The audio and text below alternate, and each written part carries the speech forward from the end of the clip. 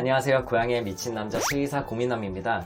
제가 진료실에서도 SNS 상에서도 가장 많이 듣는 질문 하나를 꼽으라면은 바로 우리 집 고양이가 깨무는데 도대체 왜 그러는 건가요? 어떻게 해야 되나요? 였습니다. 그래서 오늘은 고양이가 깨무는 원인과 해결 방법에 대해서 알아보도록 하겠습니다. 우리 아이가 도대체 왜 이렇게 깨무는 걸까요? 깨무는 원인은 너무나 다양하지만 크게 4가지로 나눌 수 있습니다. 첫 번째, 놀이 공격성.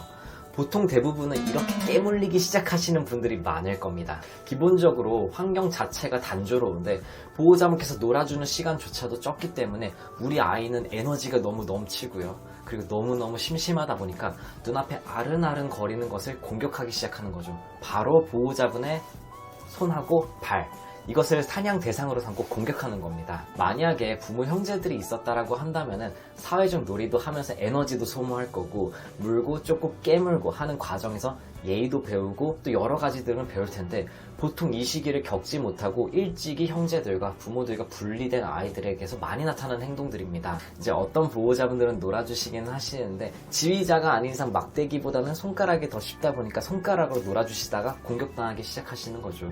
에너지는 넘치는데 놀 것은 없고 놀 줄도 모르다 보니까 보호자분을 공격하기 시작한 거, 그리고 그것을 방치하는 것이 바로 첫 번째 원인입니다. 두 번째, 귀찮게 만져서 생기는 공격성. 만지다가 갑자기 무는 패팅 어그레션도 여기에 포함이 됩니다. 그러니까 아이들마다 다 각자가 허용하는 선이 있는데 그 선을 넘는 순간 공격당하는 건데요.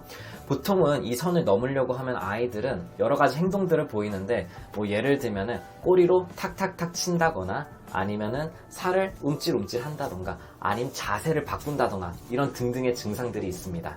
이러한 상황이 반복하게 되면은 우리 아이들은 보호자분의 반응을 보면서 내가 귀찮고 싫을 때는 물게 되면 이런 행동을 안 할 수 있구나 라고 효과적인 표현 방법으로 취득하게 됩니다. 또한 이런 것들이 반복하게 되면 어떤 걸 요구할 때도 물게 됩니다. 의사표현의 하나의 수단이 되는 순간 보호자분들이 살면서 물리는 순간들이 더 많아질 수 있습니다. 세 번째, 방어적 공격입니다. 아이한테 극도의 두려움을 주었을 때 보이는 공격으로 사실 병원에서 너무나 많이 마주하는 공격성인데요. 집에서는 볼 일이 많이는 없지만은 예를 들면은 아이를 목욕하기 위해서 물을 뿌렸다던가 아니면 새로운 사람의 등장 등 우리 아이가 위기감을 느꼈을 때 몸을 움츠리면서 역설적으로 공격의 자세를 취하는 걸 말합니다. 궁지에 몰렸다고 판단됐을 때 큰 공격성을 보이는 것, 그것이 바로 방어적 공격성입니다. 네 번째, 특발성 공격. 아무리 관찰해도 원인을 모르는 경우에는 이제 특발성 공격이라고 합니다. 근데 주의하셔야 될 점은 사실 특발성 공격이라고 해서 제가 진료본 케이스의 대다수는 통증으로 인한 공격성 혹은 질병으로 인한 공격성이 많았습니다. 또한 방향 전환성 공격성이라고 해서 이제 원하는 대상에 접근하지 못하는 고양이가 흥분 상태에서 공격성을 다른 대상으로 돌리는 경우도 있었습니다. 예를 들면은 바깥에 있는 새를 보고 흥분 상태에서 고양이가 숨을 헐떡이고 있었는데 영문도 모르는 보호자분이 다가갔다가 공격을 받는 형태인 거죠. 사실 이런 경우에는 보호자분들이 알기 어렵고 실제 특발성 공격이라고 한다면은 평소 흥분도를 낮춰줄 수 있는 약물이 필요하기 때문에 수의사와 상담하시는 것이 좋습니다. 그렇다면은 이제 특발성 공격을 제외한 나머지 원인들에 대해서는 어떻게 해야 될까요? 설명드리도록 하겠습니다. 첫 번째, 피한다. 무조건 잘 피한다. 손으로 놀아주시지도 마시고 물 것 같으면 피하는 겁니다. 내가 사냥당한다고 한다면 사냥당할 것 같은 타이밍에 장난감으로 놀아주시는 겁니다. 그러려면 장난감이 항상 주변에 있어야겠죠. 언제든 활용할 수 있게끔요. 손가락의 움직임보다는 장난감의 움직임이 훨씬 재밌다는 것을 우리 아이한테 알려주셔야 됩니다. 만지는데 물려고 한다면은 그 아이들의 경고를 잘 살피고 그 순간에 피하시거나 이제 그 행동을 안 하셔야 됩니다.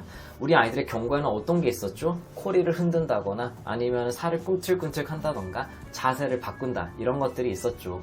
극단적인 경우에는 아이들이 몽롱할 때 한번 터치하고 간식을 주는 식으로 해서 그 빈도수를 늘려가며 터치를 늘려가야 합니다. 결론적으로는 무는 상황 자체의 빈도를 줄여서 이벤트를 없애버리는 겁니다. 이제 물리지를 않으면은 물렸을 때 나의 반응이 어떤 추가적인 자극이 될 수가 없겠죠. 근데 어쩔 수 없이 물리게 되면은 이제부터 진짜 힘든 걸 하셔야 됩니다. 바로 두 번째, 물려도 무관심하셔야 됩니다. 왜냐하면 격하게 반응하거나 아니면 요구사항을 들어주시게 되면은 우리 아이는 너무나 즐겁고 재미나고 또 요구사항을 들어주니까 행복하고 그렇기 때문에 또 물고 싶게 됩니다. 우리 아이가 왜 물은지 앞에서 말씀드렸다시피 만약에 놀고 싶어서 물었다? 그렇다고 한다면 그 자리에서 바로 피해서 15분에서 20분간 다른 방에 계시면서 우리 아이를 재미없게 만들어야겠죠. 만약에 거기서 소리를 지른다? 우리 아이 너무 신나할 수 있으니까 소리도 반응도 너무 크게 내면 안 됩니다. 만약에 우리 아이가 보호자분을 물었는데 그걸 피하려고 보호자분께서 과자를 주기 시작했고 우리 아이가 이제 과자를 먹기 위해서 물기 시작한다? 그러면 앞으로 어떻게 하겠습니까? 과자를 주시면 안 되겠죠. 그리고 그 자리에 계속 있으면 계속 물릴 수 있으니까 또다시 15분간 다른 방에 가 계셔야 되실 수도 있습니다. 무엇보다 물었다는 상황과 즐거운 상황이 이어진다는 것이 연관되지 않게끔 신경 쓰셔야 됩니다. 세 번째, 부족한 것을 채워준다. 만약에 우리 아이가 에너지가 너무 넘치거나 아니면 놀이 시간이 부족해서 물기 시작을 했다면 보호자분은 하루에 최소 2번 정해진 시간에 10분 이상 놀이 시간을 가지면서 에너지를 소모시켜 주셔야겠죠. 단연 보호자분의 변화뿐만이 아니라 환경적인 변화까지 있으면 좋습니다.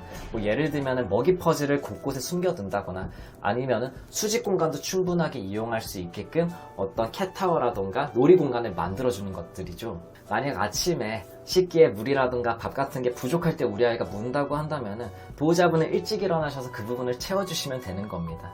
아니면은 어떤 아이가 새로운 것에 노출될 때 그 두려움 때문에 흥분하고 공격성을 보인다고 한다면은 한 달, 2달에 걸쳐 가지고 그것에 서서히 노출시켜 그 부분을 적응시킬 수 있도록 도와주셔야 됩니다.